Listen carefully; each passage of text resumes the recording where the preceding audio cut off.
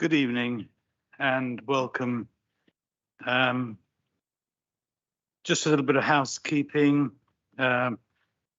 Present, we have myself, Leader of the Council, John Kaiser, the Deputy Leader of the Council, Bill Sohn, Neighbourhoods and Communities, Wayne Smith, Executive Member for Planning and Enforcement, Gregor Murray, the Executive Member for Resident Services, Communications and Missions, Pauline Jorgensen, Highways and Transport, Phil Cunnington, who's Deputy Executive Member for Health, Wellbeing and Adult Services, Stuart Monroe, Executive Member for Business and Economic Development, Parry Bath, the Executive Member for the Environment and Leisure, and Graham Howe, the Executive Member for Children's Services.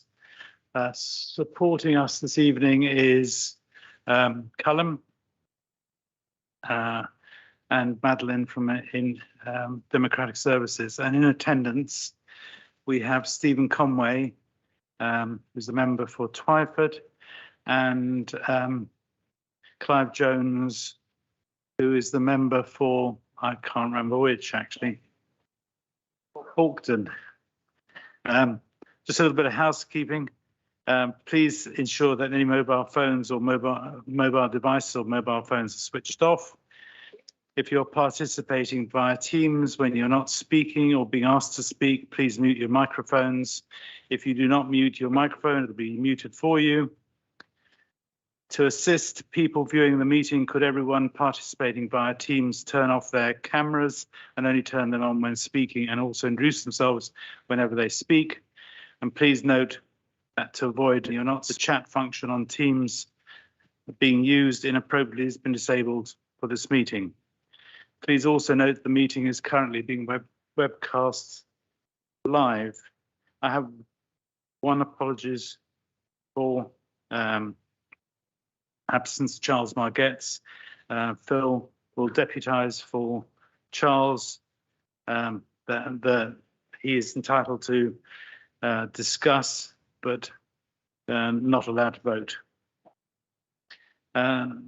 If I could ask for any comments on the minutes.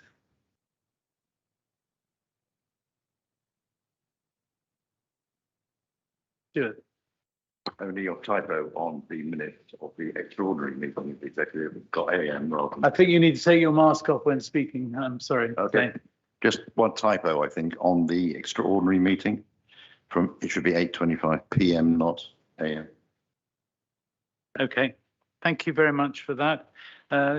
Any proposer? Seconder, John and Stuart. Thank you.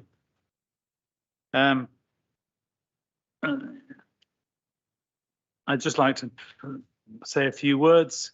It is now 19 months since our first COVID case.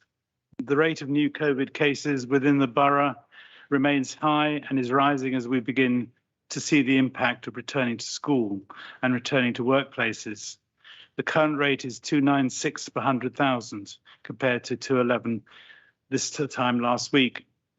And this is expected to continue to rise further over the coming weeks. The rate within the borough remains slightly above, but in line with the rates across the southeast, 280 per 100,000. Most cases continue to occur within the school-aged population in line with the rest of the country. We must remain cautious and continue to work hard to reduce transmission of the virus within our borough. We are working closely with our head teachers and school communities throughout Children's Services Task Force in the management of COVID within their settings.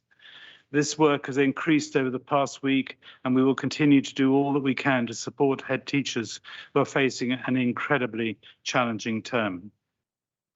The vaccination programme of 12 to 15-year-olds within schools is underway, and whilst the responsibility for the programme is with central government, we are working to support schools, particularly with the anti-vaccination messages they are receiving.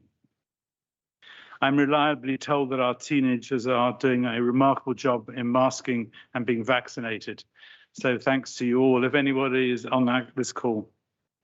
COVID marshals are providing support to schools on the day of vaccination, as well as offering reactive support should it be needed. In addition, marshals are proactively walking routes to our secondary schools to look for any anti-vaccination communication or activity. The Children's Services Task Force are collating questions and concerns from the parent community and school, which will shape any further communication and support.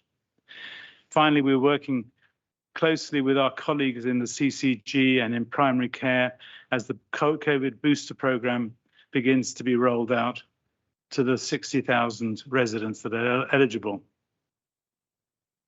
Therefore, COVID-19 is far from over, and we continue to step up and play our part in responding to the pandemic, working closely with our health partners and the voluntary sector as we do. My message to you remains consistent. Please follow public health advice, be considerate of others, and please do take up your vaccinations and encourage others to do so.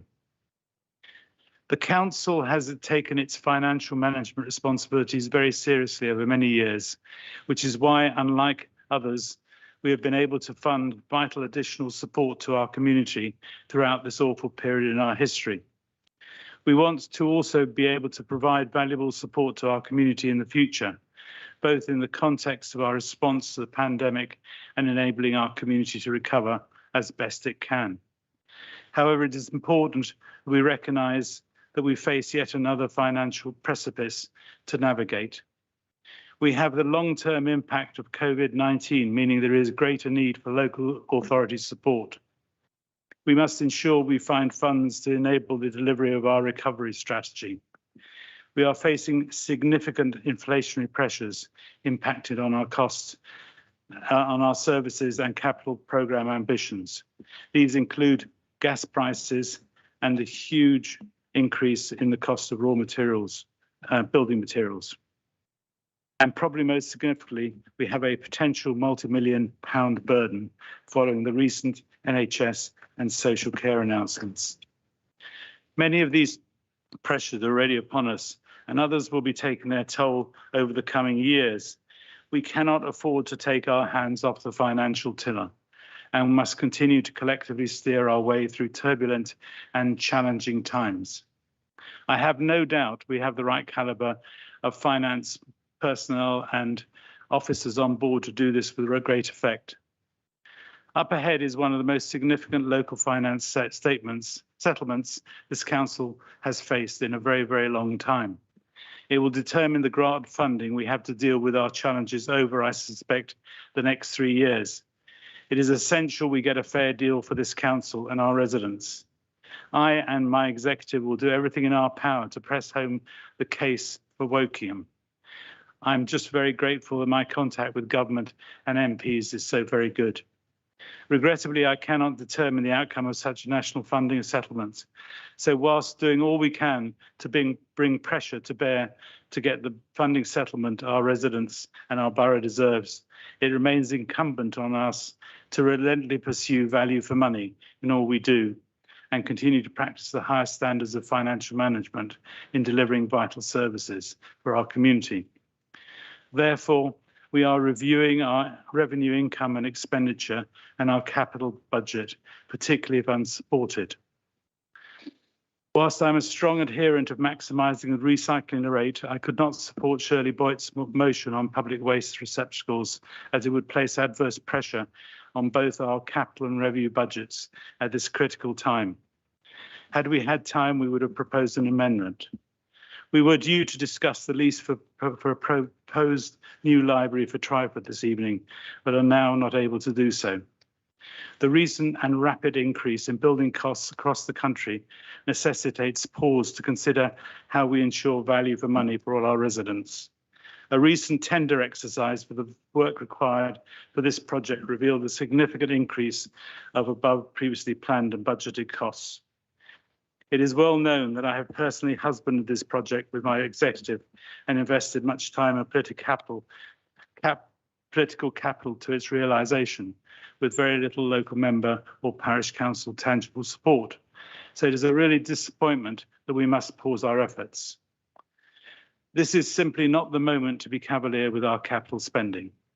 We are beginning to see the consequences of other authorities overstretching themselves and getting into financial problems, and these consequences are not pleasant. We have always been prudent and will continue to be so to safeguard services and quality of life for all our residents. I understand this will be disappointing and want to ensure everybody that we remain supportive of the principle of the new library. And this is a pause to allow us time to make the right decisions. I have been very lenient with questions to the executive and have done my best for them all to be answered. However, I would point out that the total permitted time is 20 minutes. A questioner who has put a question in person may also put one supplementary question without notice. A supplementary question must arise directly out of the original question or the reply and must not introduce a new subject matter. I will reject a supplementary question on any grounds in Rule 5.4.37. A supplementary question must not be longer than a minute, and if I consider the question is making a statement, I will rule that the question may not be heard. Thank you very much for your indulgence. Any declarations of interest? I have a declaration of interest in being a non-executive, unpaid director of Optimus Holdings. Any others? John? Yes, I'm going to be presenting something on the housing allocation, and I am a director of the housing companies. So it's important I declare that. I'm also a director of Optimus. Stuart? I also declare an interest as I'm a director of the holding company as well. Wayne? And the same for me, director of the holding company. Any others? I believe there's no public questions tonight. Is that correct, Madeline? Thank you. Prue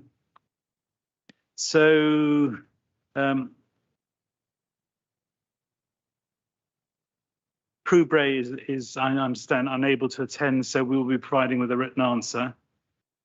Gary Cowan. Is there a Gary Cowan? No Gary Cowan. Okay. Stephen, I believe I probably answer your question. Thank you very much. Well, I was going to read out my question in the unlikely event there are lots of people listening in, because they obviously won't know what the question was otherwise. Obviously, this question now needs to be slightly rethought. My delight has somewhat been taken away by your announcement a moment ago, John. But assuming that at some stage in the future, the executive does indeed approve the lease arrangements pending this pause to review the budget, can Bill now give me some indication of what he thinks the timetable might be?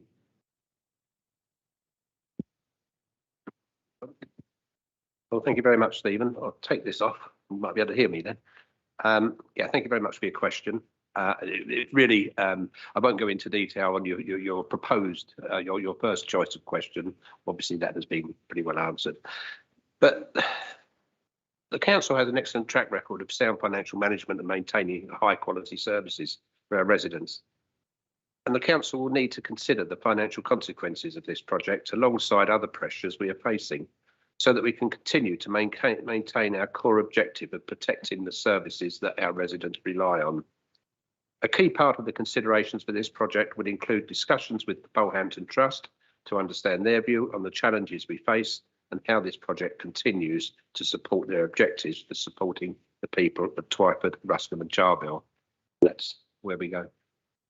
Well, thank you for that. And I understand you can't actually answer the original question in terms of a timetable given this pause. I hope indeed it is a pause and not completion. I think John indicated it is just a pause, which is good news, I think.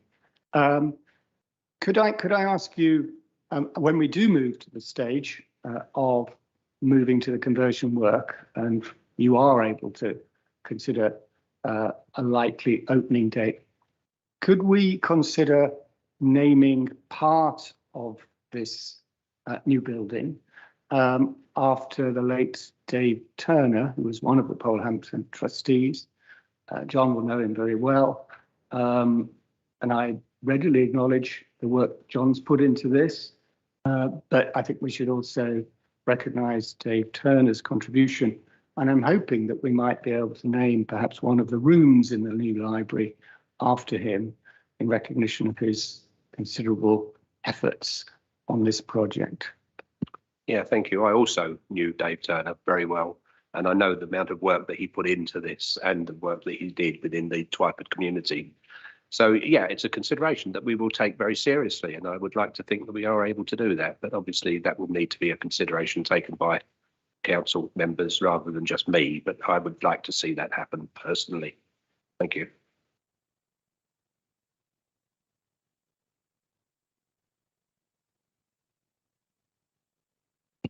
Excuse me, sorry, David Hare. I can see you there. I yes. guess that's... I'm here. Sorry.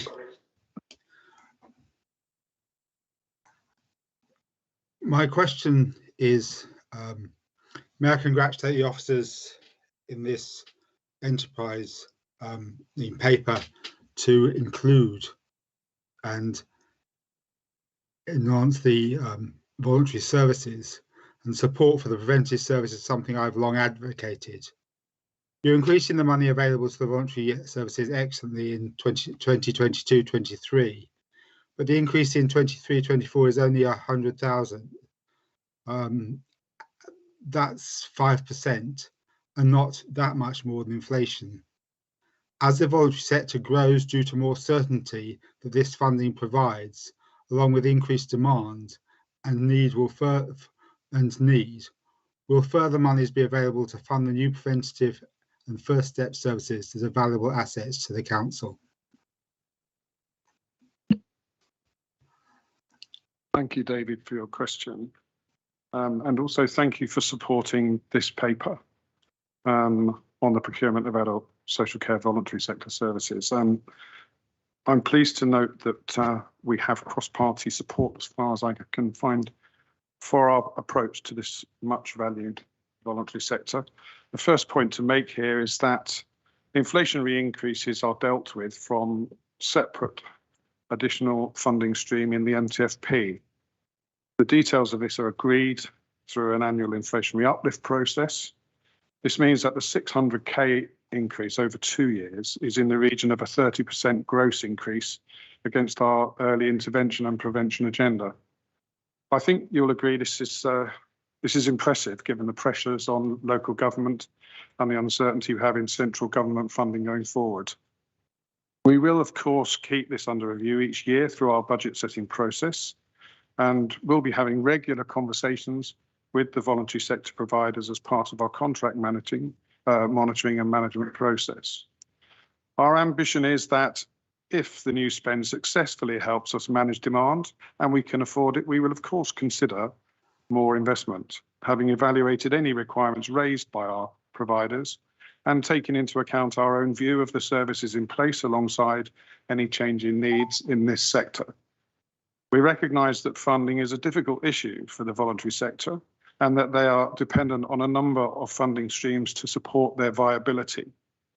We cannot and will not ignore the valuable contribution made by the voluntary sector, and we will continue to support them to maximise those external streams which are available to them. Thank you. May I ask a supplementary? Sorry, do you have a supplementary? Yeah, thank you. Thank you for that answer, and certainly, as I said, it's something I've advocated for many years. Last time I was on the council as well, not always with success.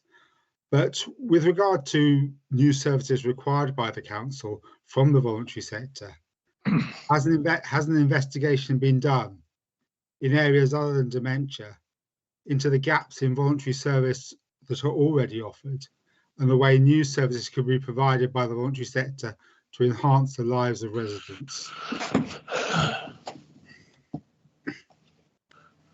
Yes, thank you for that, David. I think you'll hear in my speech later that there's been quite a big consultation process with across the voluntary sector services to understand where they can identify gaps as well as the ones that we can identify, and to put in place the best options that we have so that we can procure, and we can procure appropriately. That's really at the core of this paper, and support those procurements on an ongoing basis. Thank you.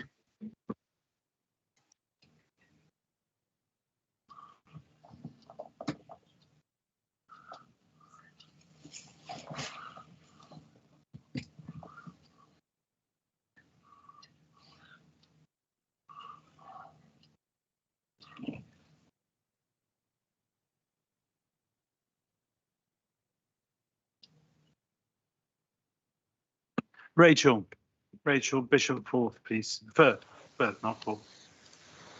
Rachel. Good evening. Hello. Hello, how are you?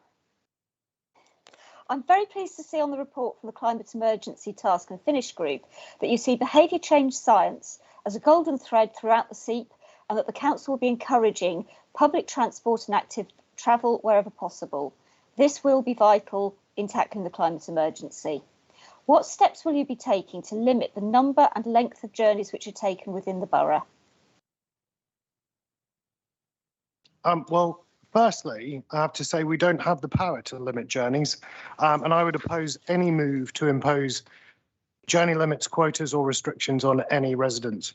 Actually, I'm also pleased that we don't have the power to limit civil liberties, because that sounds more like some form of totalitarian dictatorship rather than a democracy that, for the sake of my children, I would defend to my last breath. I'm surprised that you used the word limit, but for the record, your Conservative Council wants to help people be more sustainable, not force them to be.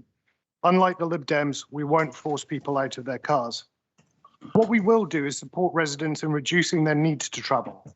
We will also support residents reduce their reliance on travelling by private car by providing viable alternatives to those that want and are able to use them. But delivering sustainable living through behaviour change is the single most important thing that we can do in the fight against climate change. By engaging with experts in behaviour change and incentivising sustainable living, we aim to remove the barriers that currently prevent residents from living the desired behaviours in their everyday lives. That means working with schools via schemes like Beat the Street to get kids walking and cycling to school.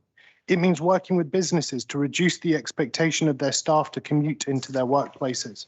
It means using planning strategy to design communities where people of all ages have an opportunity to access a wide range of services without having to drive.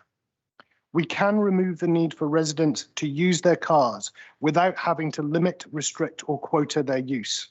So will I vote to limit car use? No. Will I prevent people from visiting relatives to go to work or to take their kids to school because of an arbitrary quota or limit? No, I won't. And frankly, I'm disappointed that you would. Okay, thank you very much. I'm not Rachel, quite do you have a sure. supplementary? I do. Thank you very much, John. I'm not quite sure how you've interpreted the question in such a way. I mean, certainly nobody could or would want to try to force people or to impose quotas on them. But the borough, as a large employer in Wokingham, has it in its gift to support its staff in managing the number of unnecessary journeys which its staff need to take on WBC business. What steps is WBC going to take as an employer to limit, to explore the possibilities of hybrid working to allow those staff who can do so to continue to work from home? Well, firstly, the reason why I've interpreted your question the way that I have is because you say in your question, what steps will you be taking to limit the number and length of journeys which are taken within the borough? You've used the word limit, and so I've interpreted it as you want to limit the people's journeys that they're taking. In terms of the council as an employer, we already have a hybrid working policy. We had it before COVID, we maintained it during COVID, and we're looking to maintain it post-COVID. Actually, as a result of work that has been done on hybrid working by the council, we've reduced our carbon footprint of vehicles coming in and out of the council by over 65%. And that has been maintained during COVID and since, which is absolutely fantastic. The shoot end offices aren't full of officers. Again, you'll have seen that yourself when you've come in. You'll have seen that for council meetings. You can see it tonight if you had been here. We have to lead by example. We have a duty as an employer, but also as a community leader to lead by examples. We can't go to businesses and ask them to reduce the number of days that they're expecting their staff to go into offices if we're not ourselves offering the same to our staff, which is what we are doing already. Super. Thank you very much. If I could just be helpful to Rachel, we have, where have you gone, Rachel? I'm back. We have a huge piece of work going on at the moment, which is called the Workplace Reimagined, which is looking to what we should be like in terms of a council in the future. And it's a long range piece of work, which will come to the executive in the course of time when we know what it looks like. Thank you. That's brilliant. And I would hope that staff will continue to have options in how they manage their journeys into work. Thank you very much. Gary, you appeared and disappeared. Gary? I can see your circle flashing, but no picture at all.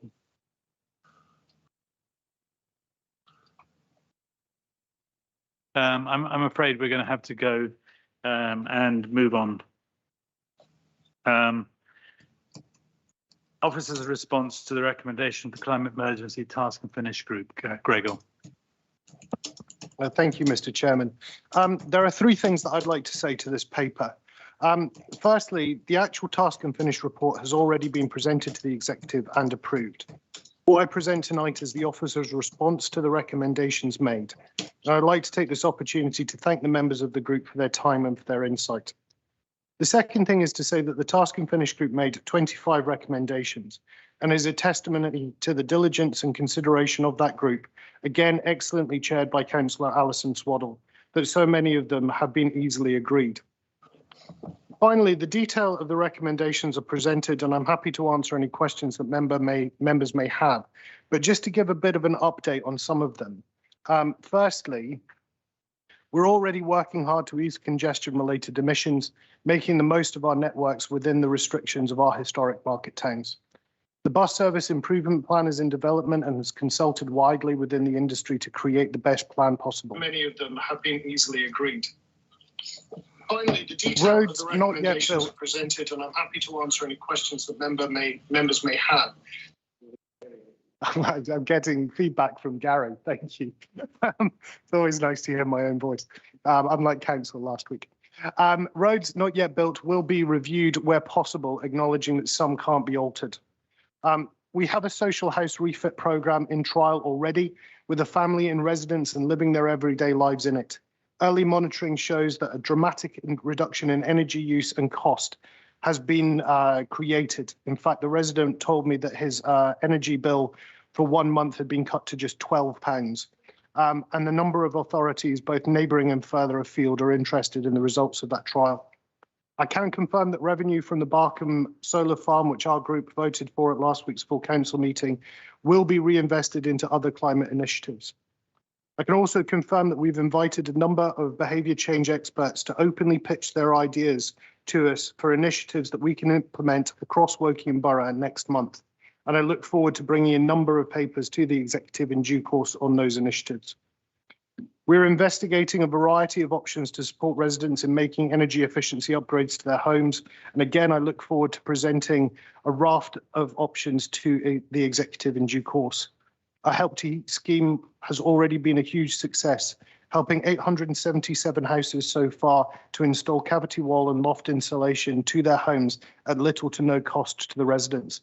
That's versus the 400 that we had originally planned.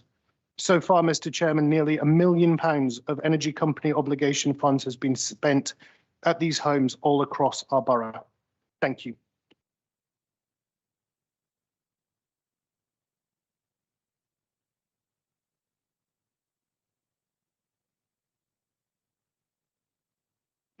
I couldn't understand what you're saying, actually. Phil, any questions for Gregor? Phil? Yeah, just a short one. I just wanted some clarification. You mentioned the free and highly reduced cost insulation program. Is that the sort of insulation that currently people are sticking themselves to the motorway to get, and we're already providing it? As it happens, yes, it is. They're protesting for cavity wall insulation. They're protesting for loft insulation. The houses that these have been applied to are some of the least energy efficient across our borough. And as it happens, they tend to be lived in by some of the people who are potentially most at risk of fuel poverty. And as fuel prices are growing nationally, the risk of fuel poverty to these households would have been massively increased as a result. So, I won't name the officer by name, but he's due a lot of credit from residents across this borough for his foresight in bringing this forward, for making this scheme happen, and for benefiting 877 households across our borough a year in advance of a massive spike in energy costs. Any other questions? No? Okay, thank you. Could we just note that report then? Thank you. Bill. Future provision, part provision of regulatory services by West Berkshire Council, page 111. Yeah, thank you very much. You've got this. Sorry, you're absolutely right. I'm not on the ball tonight. Page 93, procurement of adult social care voluntary sector services. Phil. Thank you. It's not helped by the fact that Phil and Bill sounds pretty much the same from me. I think that we can agree during COVID, the council and voluntary sector have worked really well together. And that has highlighted the fact that the council is good at some things, but also the voluntary sector is better at others. It's fair to say that voluntary sector services in Wokingham have demonstrated their importance to the health and well-being of the residents of Wokingham time and time again. And I'm keen that we maintain the relationship between council and providers in this sector and take action to provide them with greater future stability. The Wokingham Borough Council voluntary and community sector strategy is about providing longer term funding to the voluntary sector with contracts to fill the gaps. Traditionally, yearly BROC grants have been awarded in response to applications from voluntary sector organisations to deliver their services as they planned. I think this annual process is short-termist and doesn't allow for coherent planning by voluntary sector providers or by the council. The proposed process is a win-win as it enables local voluntary care sector organisations to have more stable long-term funding. At the same time, it allows WBC to set the agenda and direct providers into areas where they can do better than us, where we can no longer afford or sustain funding. So it also enables us via services such as One Front Door and Mind to practice our demand management strategy, which is about dealing with the need before it becomes acute and expensive. This is a key part of our efficiency plan and how we moderate rising demand from 4% cost increases every year to 2%. This doesn't mean the voluntary sector are left out of the process of understanding need. Quite the opposite. We have undertaken a consultation process with the sector in order to gather their input in their ideas and their experiences. This paper is formalising the funding agreement and is the conclusion of this process. The council currently funds 22 VCFS organisations, voluntary community-based sector organisations, providing 30 contracted adult prevention services which underpin the sector. These organisations also raise their own funding and are able to utilise assets to benefit thousands of vulnerable residents. This procurement will ensure security of funding for up to 5 years for these organisations working in the borough. And building on the voluntary community sector's achievement and the needs identified through the voluntary community sector strategy, the MTFP sees an increase in investment in the sector by 500k in 2022 and a further 100k in 2023, including the establishment of the charity and community hub, and 280k of this additional money is part of this procurement. This report covers the adult social care prevention services, which were last reviewed in 2017, with contracts that end next March 2022, and specific additional investment of 280k that addresses gaps in the range of services to meet the needs identified in the strategy. A grant and contract award process will commence in October and be completed by the end of January 2022, which allows time for mobilisation of services in time for new agreements to start on the 1st of April 22. The total budget is 2.1 million per annum, which is increased from 1.8 million this year, and will be allocated across a wide range of health and wellbeing needs as a set of grants and contracts open to competitive award. The process will be as simple as possible and proportionate to the size of the grants, while allowing for the sector to be creative in how outcomes are met. So VCFS organisations with experience in the borough will be invited to bid either alone or in partnership to meet outcomes for residents in line with the adult social care and voluntary and community strategies. The grants and contracts will be awarded for 3 years, with options to extend for a further 1 or 2 years, and the proposal is that the range of services with an individual value below 200k are awarded through a competitive grants process, and those above 200k per annum are awarded as contracts through a tender process. To conclude, I am certain this will bring stability to the market and support the sustainability of many of our amazing voluntary community and faith service sector organisations operating in the borough, which is a key priority of the voluntary community sector strategy and will provide better, more appropriate services to the residents in our borough and their wide range of care needs. I say that the way the voluntary sector worked with us during COVID and the officers organised to the extent that organisation was necessary, the voluntary sector was absolutely admirable.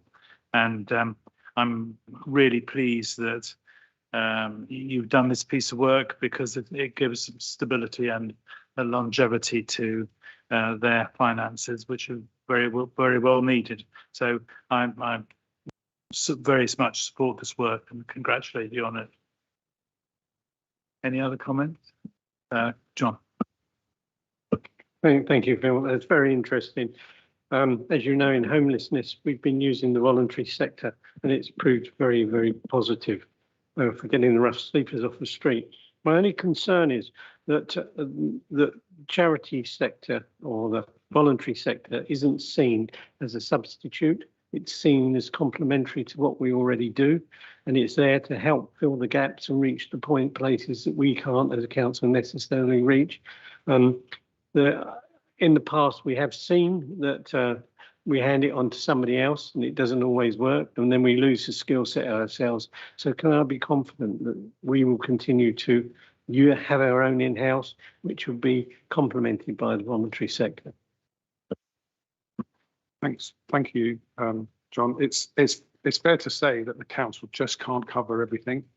And it's absolutely essential that we can identify and have been able to, with the help of these organisations, to identify potential gaps.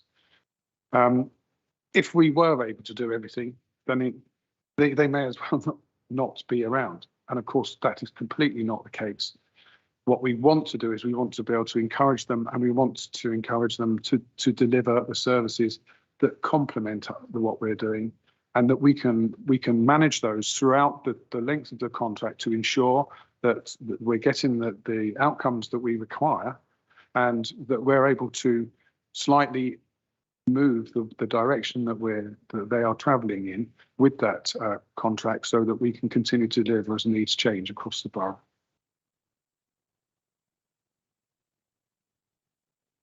No So if I could take the recommendation, which is the executive approve the procurement case, business case attached, and the report, delegate permission to the Director of Adult Services in consultation with the executive member for health, wellbeing and adult services to approve the contract and grant the award. Those in favour? Any against? No, thank you. I'm afraid I'm not really on the ball tonight. It's quite clear. If I could just revisit the recommendation of the Officer's response to the recommendations from the Climate Emergency Task and Finish Group. The recommendation is that the executive approve, not note, the Officer's responses to the recommendations from the Climate Emergency Task and Finish Group as set out in the report. Those in favour? Anybody against? No, thank you. Then Bill. Right moment. Thank you. Right, okay, thank you very much. Well, as I think most of the members are aware, that we will be leaving the joint partnership with West Berks and Bracknell Forest Council in April 2022, actually on the 1st of April 2022, and a good date. And the purpose of this report is to just gain support for the idea of certain buyback services from that partnership. I will mention the services that we will retain and bring back in-house. They are listed on page 113 and into 114, and you will notice that amongst those are such services as antisocial behaviour, which is a particularly high-profile service that we offer, and we can offer a much better service, we believe, by bringing it back in-house, which will give us local knowledge. It will give us better coverage, 24-hour, 7-day-a-week coverage, which is not there at the moment. So it will benefit all our residents. Licensing permits and authorisations, development control advice. There's just many there, and I think you will agree that to be able to bring these back in-house with our local knowledge and the knowledge of perhaps our parishes and our ward members will be for the better. On page, where are we? I think it's 11.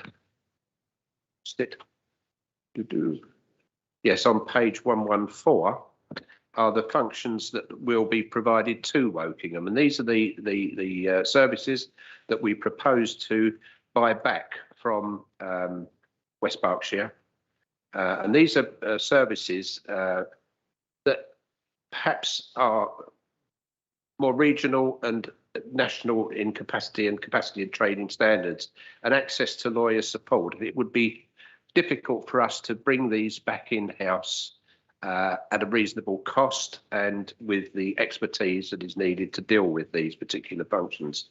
So the proposal is that we agree to bring these services listed on 114 back in-house, to remain with West Berkshire, and we buy back. I think we've been through a number of different scenarios. I think this is the best. I think it, as it mentions, it will simplify the termination of staff transition and reduce the potential partnerships termination financial costs. So it's a win-win situation for everybody. I think we've now got agreement from West Berks and from Bracknell for us to be able to do this on a contractual basis.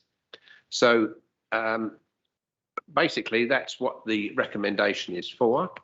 I think, where are we? The recommendation approves the recommendation to enter in an agreement with West Berkshire Borough Council for the provision of certain regulatory functions. They're the ones I mentioned on page 111 under section 113 of the Local Government Act from the 1st of April 2022, and delegate to the Director of Place and Growth and Deputy Chief Executive and section 151 officer in consultation with the lead member for finance and housing, the agreement of the final terms with West Berkshire and completion of the agreement.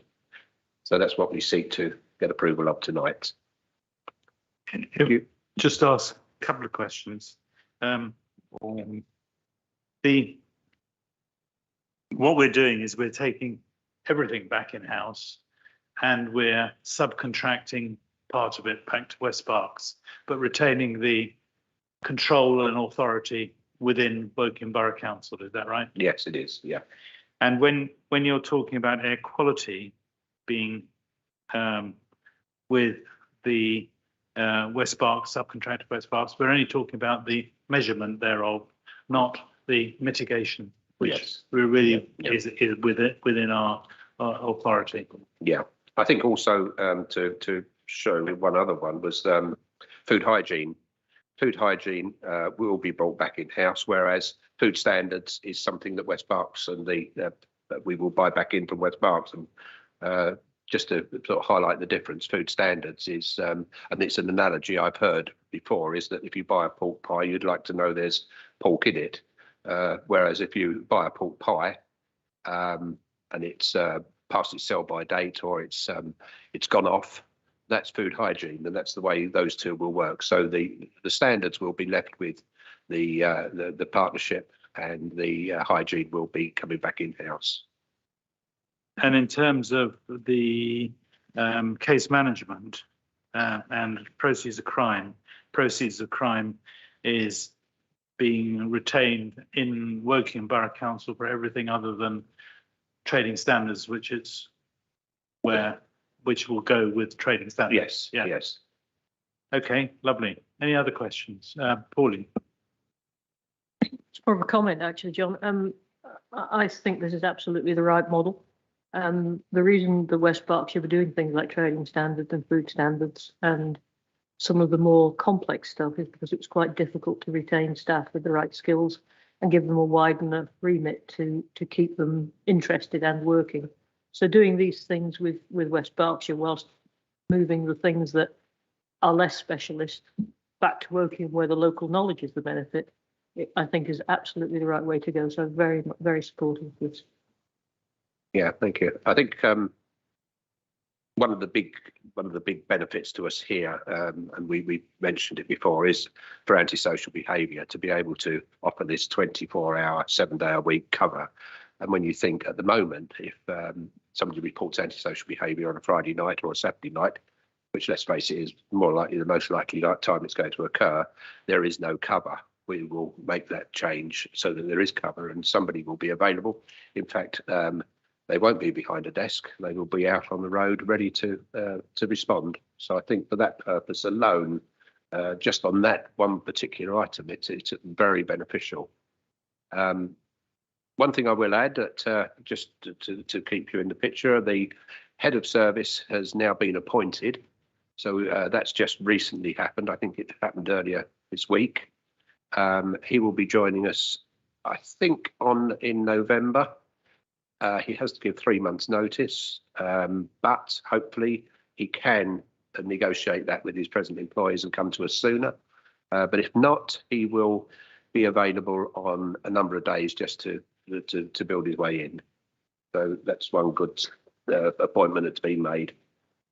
So my understanding is that we're talking about 150 odd bits of legislation, and we are going to have various policy groups, hopefully cross-party, to determine the policies for each of those particular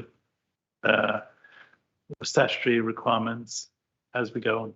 Yeah, I've put together as you say, a cross-party group that will be covering policy issues. So that's all in hand, and we're just trying to sort out the first meeting date. Any other question? Bill, can I just remove any doubt from my mind that this isn't a mistake where there's no additional costs? You're doing it within the existing budget. It's being done within the existing budget. I know you're very concerned about finances at the moment. Yeah, as far as we can see, and I've spoken to Stephen this morning, it looks very good. I think there's no indication at the moment of us coming outside of our budget. Can I just remind the meeting why we're doing this? And it's in one of the principal areas that we will be attacking is antisocial behaviour, isn't it? Yes, absolutely. And that will knit in with the work we're doing on the community safety partnership. Yeah. Quite exciting. Well done, Bill. Thank you. I'd just like to read any other questions. No, I'd really read out their recommendation. The executive approves the recommendation to enter into an agreement with West Berkshire Borough Council. I think you've just read it, haven't you? Yeah. What am I doing this stuff again for? Those in favour? Any against? No, thank you very much. Good piece of work, Bill. As I said, we're not going to discuss the Twyford Library lease. John, the housing allocations policy 2021. Thank you, John. I mean, this is to consult with residents, stakeholders and interested parties across the borough and invite them to put forward their views that they have on how social housing is allocated across the working borough. It is proposed this draft housing allocation policy you see here before you tonight, which plans to replace and update the existing policy because of changes in the law, an unprecedented increase in demand for accommodation in the borough due in no small part to COVID. We have seen the demand for accommodation and changes in the way people work. Coupled this with the increased costs of housing across the borough makes it vital that we respond to that. This will be a 6-week public consultation and is from early October until the end of November, when everybody will be invited to share their thoughts. The council housing allocation policy was last updated, believe it or not, over 6 years ago, and the latest version includes several important updates to ensure it continues to help as many of our residents as possible. And these will include an additional 5th priority band to help us understand the applicant's needs more clearly and assist with the most urgent cases first. Once all the feedback has been reviewed, it is hoped to be adopted in January next year before coming into effect from April onward. Housing plays a huge role in the health, environment and economic well-being of everyone who lives in the borough. And this proposal will ensure we continue to prioritise the local residents whose need is greatest. The problem no doubt caused by the pandemic and the increase in rents and housing across the borough are unlikely to change in the short term. So as such, we must have a robust and clear policies which protects and makes housing available for the most vulnerable residents in the borough. And I recommend this paper to the executive for approval tonight. Questions? Can I just read the recommendation then? That the executive agrees the draft policy to go out to consultation. The proposed external consultation period is 6 weeks. Delegates the authority to the Director of Place and Growth in consultation with the Executive Member for Finance and Housing to adopt and implement the policy following the consultation. What we're addressing in this context is that we do have an increased stock of social housing, which we're by policy trying to increase, and we need to make sure that it goes to our residents and not just anybody at large. So that's the purpose of the policy. Those in agreement? Those against? No, thank you very much. Then that really concludes our business for tonight. So thank you very much. Thank you very much, Stephen Conway and Clive Jones. Thank you very much, Madeline and Callum, and thank you very much to the executive. Good night.